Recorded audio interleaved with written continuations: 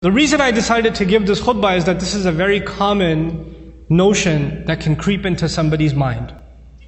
We make dua, every human being makes dua, and we're expecting that Allah Azza wa Jal will give us an answer. We're hoping that Allah will solve our problem. There are two kinds of du'as basically, for most of us. The one kind of dua, and I'm talking about the ones we make for ourselves. One kind of dua is we want a problem that we have right now to be solved. We have an issue, we have some circumstance, and we want Allah Azza wa Jal to protect us from falling into a worse problem, to secure the good things that we have, etc. And of course we make dua for our future. We make dua for ourselves, our children, and to take care of things in the future. Ya Allah, things are good right now, Ya Allah, keep them this way. Preserve what we have here. You know, these are the kinds of du'as that we make for ourselves.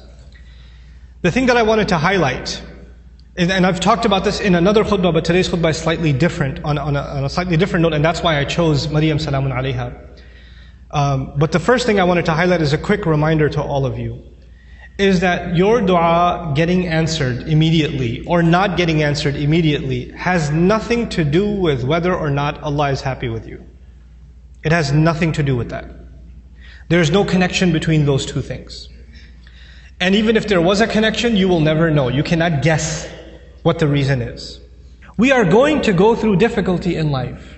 And all of our problems are not going to be solved because we made a dua to Allah. Understand the reality of dua. What is the purpose of dua? We often confuse dua with talab. Talab in Arabic means to ask for something, to demand something. Dua means literally to call. That's what it means. Da'awtukum, I called you, I invited you, I cried out to you. This is dua. When we make dua to Allah, sometimes in that dua we are making demands. It's true. We're making requests.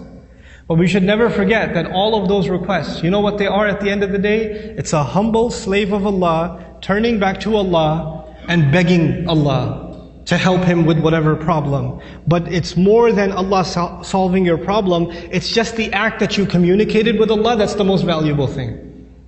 The fact that you actually engaged Allah in conversation, that is the goal in the end. Whether or not Allah will solve your problem immediately is a separate problem.